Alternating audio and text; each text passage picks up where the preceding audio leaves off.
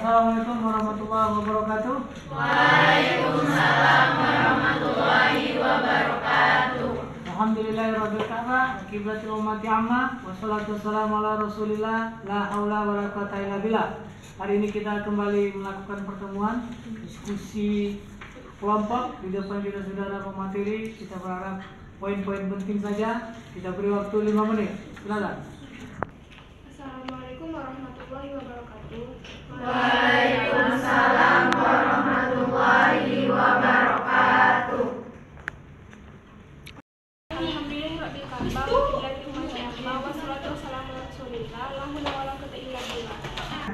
Puji syukur marilah kita panjatkan kehadiran Allah Subhanahu wa taala yang telah memberikan kita kesehatan sehingga dapat berhadir pada pagi hari ini.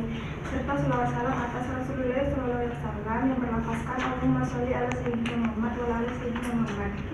Kami dari kelompok 6 dengan saya Sabrina Rizky Siregar dan rekan saya Milana Sumeya akan mempresentasikan hasil diskusi kami yang berjudul paragraf. A. Definisi paragraf. Paragraf adalah bagian-bagian kalimat yang terdiri dari atas beberapa kalimat yang berkaitan secara utuh dan padu serta membentuk satu kesatuan pikiran.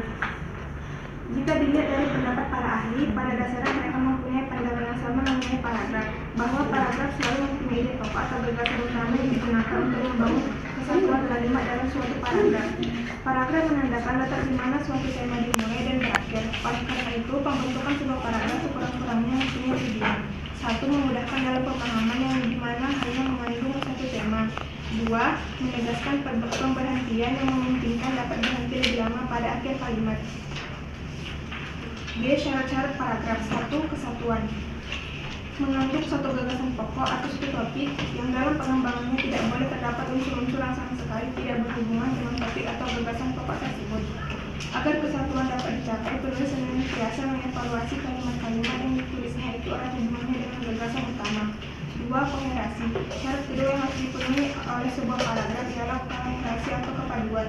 Paragraf dibangun oleh kalimat-kalimat yang mempunyai hubungan timbal balik. Dalam pembuatan paragraf, hendaknya penulis memperhatikan urutan pikiran yang teratur sehingga akan memperlihatkan adanya kepaduan dalam kalimat. 3. Kelengkapan atau kecukupan pengembangan paragraf. Paragraf yang lengkap, paragraf yang memiliki topik yang dikembangkan dengan cukup. Syarat ketiga pembentukan paragraf yang baik adalah adanya kelengkapan. Kelengkapan paragraf ini diperlukan sebab informasi yang disampaikan dapat tuntas. Untuk itu, kalimat-kalimat pendukung harus dapat memberikan kejelasan kalimat topik. C. Jenis-jenis paragraf. 1. Jenis paragraf berdasarkan sifat dan tujuannya. A. Paragraf pembuka. Setiap karangan mempunyai paragraf pembuka yang dimana paragraf ini harus dapat menarik minat dan perhatian pembaca. Biasanya paragraf pendek lebih baik dibandingkan paragraf panjang yang menimbulkan kebosanan kepada para pembaca. D. Paragraf penghubung. Dalam paragraf penghubung terdapat inti dari persoalan yang akan dikemukakan penulis.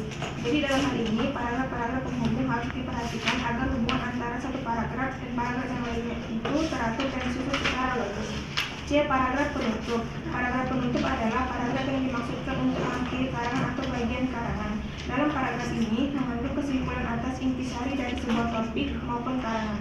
Dalam hal ini paragraf kesimpulan harus diperhatikan agar tidak terlalu panjang dan juga tidak terlalu pendek. 2. Jenis paragraf berdasarkan letak kalimat utama. A. Paragraf deduktif. Paragraf deduktif adalah paragraf yang dimulai dengan kalimat utama disusun penjelasan atau ulasan secara lebih rinci dengan mengikuti pola urutan pesan dari umum ke khusus. Fungsi paragraf deduktif terutama menegaskan suatu pikiran pokok, pikiran, pernyataan, atau kesimpulan untuk segera diketahui dan dicatat oleh pembaca. B. Paragraf induktif. Paragraf induktif adalah paragraf yang dimulai dengan kalimat penjelas yang menekankan bagian-bagian atau unsur terkecil disusun dengan penjelasan bagian-bagian yang lebih besar sebelum kemudian diakhiri dengan kesimpulan atau kalimat penegas. D. Pengembangan paragraf. Gagasan dalam pengembangan paragraf perlu dikembangkan atau dirinci agar pembaca memperoleh makna yang ingin disampaikan oleh penulis. 1. Memberi contoh. Biasanya pembaca senang membaca paragraf-paragraf yang dikembangkan dengan cara memberikan contoh atau fakta. 2. Memberikan alasan. Cara ini cukup sering ditemukan, yaitu apa yang dinyatakan di dalam kalimat dianalisis berdasarkan logika, dibuktikan dengan uraian-uraian yang logis, dengan penjelasan sebab-sebab mengapa demikian. 3. Bercerita. Biasanya penulis mengungkapkan kembali peristiwa-peristiwa yang sedang atau sudah berlalu. Jika ia mengembangkan paragraf dengan cara bercerita, ia berusaha membuat apa yang diceritakannya hidup kembali. Perhatikan contoh paragraf berikut. Alhamdulillah, pada Ramadan tahun lalu saya banyak membaca resensi buku yang bernuansa agama. Paling tidak, kata Ustadz Hasan, ada 3 buku yang berbicara tentang Ramadan. Ketiga buku ini ditulis oleh anak-anak Medan. Kenapa saya menyebutnya demikian? Karena memang ditulis oleh mereka yang bermukiman di Medan. Para teman-teman yang ingin bertanya dipersilahkan. Assalamualaikum warahmatullahi wabarakatuh. Waalaikumsalam warahmatullahi wabarakatuh. Saya Rani Safira dari kelompok 2 ingin bertanya kepada kelompok 6. Apa saja unsur-unsur yang membentuk sebuah paragraf? Terima kasih. 3. Assalamualaikum warahmatullahi wabarakatuh. Waalaikumsalam warahmatullahi wabarakatuh. Saya Najwa Elvepinasi dari kelompok 5 ingin bertanya ke kelompok 6. Mengapa paragraf penutup tidak boleh terlalu panjang dan tidak boleh terlalu pendek? Saya akan menjawab pertanyaan Rani Safira dari kelompok 2. Apa saja unsur yang membentuk sebuah paragraf? Terdapat 4 unsur paragraf, yaitu kalimat transisi, kalimat topik, kalimat pengembang, kalimat penegas. Dalam setiap paragraf terdapat kalimat tersebut, namun tidak harus secara lengkap hadir dalam satu paragraf. Saya akan menjawab pertanyaan Najwa Elvepinasi dari kelompok 5. Mengapa paragraf penutup itu tidak boleh terlalu panjang dan juga tidak boleh terlalu pendek?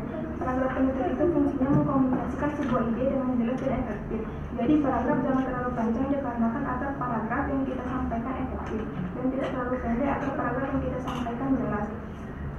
Cukup sekian presentasi kami. Assalamualaikum warahmatullahi wabarakatuh.